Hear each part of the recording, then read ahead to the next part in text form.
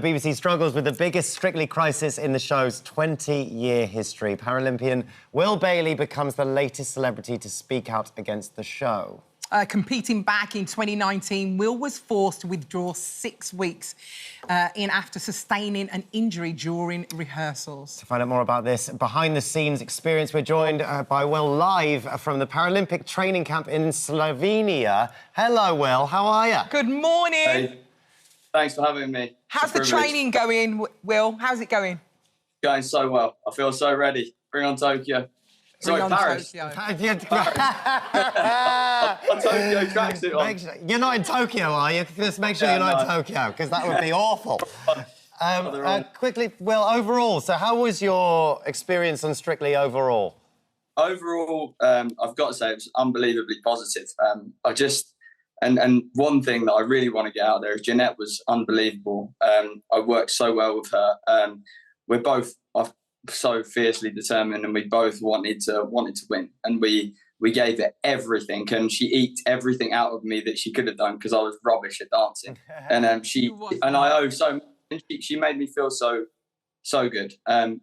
Overall, it was good. Obviously, some things that I said have been taken out of context a little bit. I think there's a lot of things to learn from my injury and from the fall, from jumping off the table that I did, and I don't think that's on her at all. But I do think, and I'm called, people have said I'm woke for saying this, but I think people with disabilities like mine, I've got severe arthritis in all 4 limbs, and there has to be some kind of someone to help those dancers, because it's a massive burden to have to take on to look after someone with a disability. But it's great that the show sort of want people with different disabilities in, but they have to be protected as well. And I don't think that should all go on the dancer to do that. I think there should be some kind of expert to look on and to look after those people, because, and me speaking out, I'm not going to, it is what it is, but if it does help one person to not have an injury like mine, then that is unbelievably good, and that's unbelievably positive. And I just wanted to say that, really. Well, Will, let's go back a little bit, because I can remember the first few weeks you were absolutely incredible, and you really enjoyed your time on the show, didn't you? Mm-hmm. Absolutely, thank you. I loved it. Yeah, I felt like I was in a dream, to be honest. I felt like I was out of body experience, because for a table tennis player, for a nobody like me to get on a show like that, I felt so grateful, and I felt so honoured. It was just it was crazy how big it is. I mean, I was just Paralympian, and when I got on the show, everyone knew who I was, and I was just it was surreal.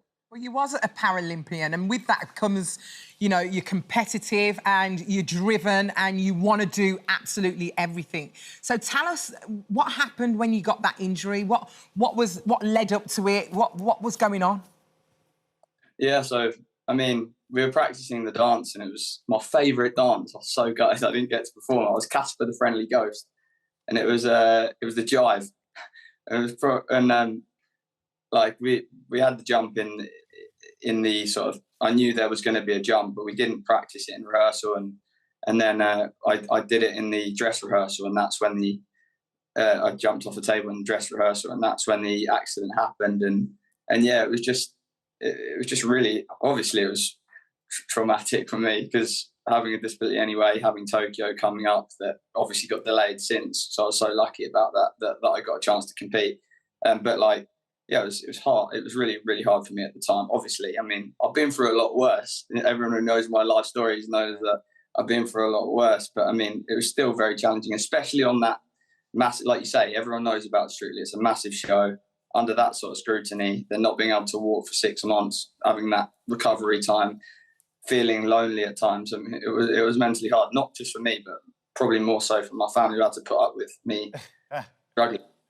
And what was Not what was me, it's how can we learn from this? How can we support people with disabilities going into these shows? And again, I'm scared to say it, because I sound woke saying it, some people say, but I mean, Jesus, if you can't say that, then I don't know what you can say, really, to be quite honest. But what was the care like on the show after you received your injury?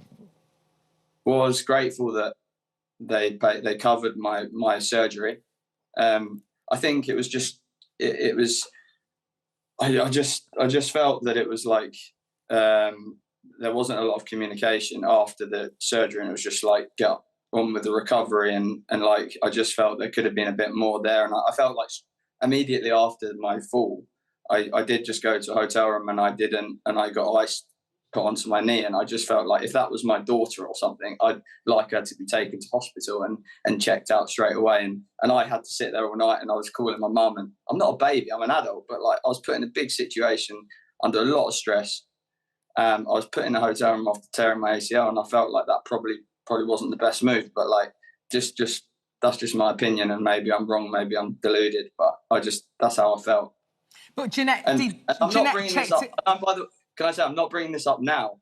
Like people say, you're joining the bandwagon. I've written to the BBC, like not me personally, but I've asked someone to help me write a letter.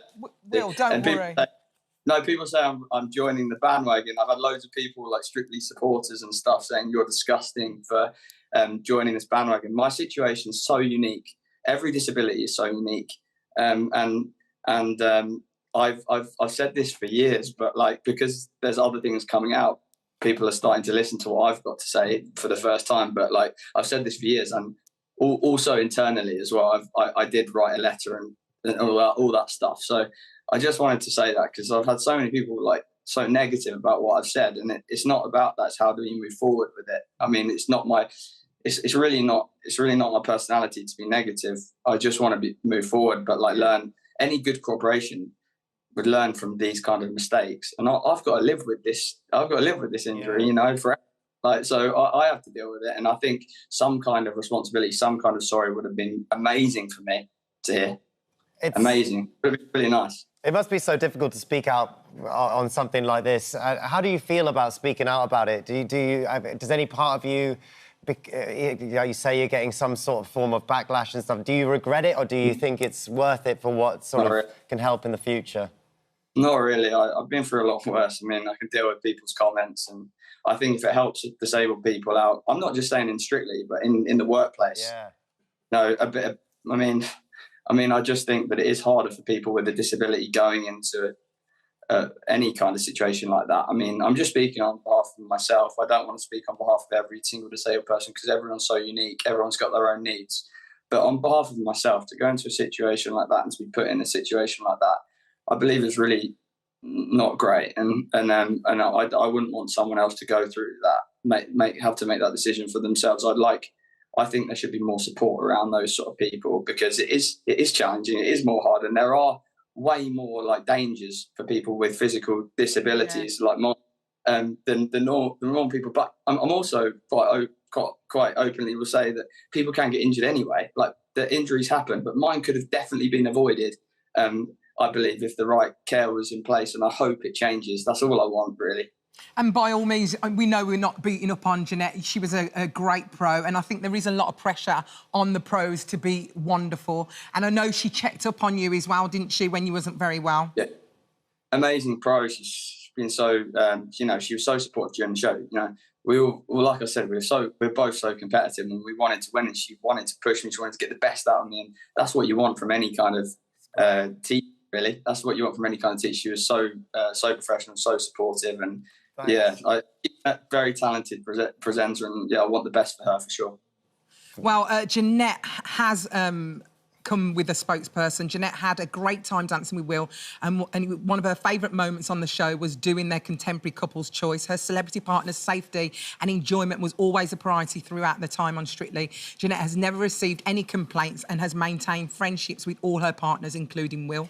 And the BBC have also got a right to reply, and they've said, we have a long-standing protocols for dealing with injuries if they occur, and that includes contestants receiving all necessary treatment and support as required. Well, thank you so much for being on the show. You've been absolutely, again, good luck with the Paralympics. Yeah, it's going to be so great.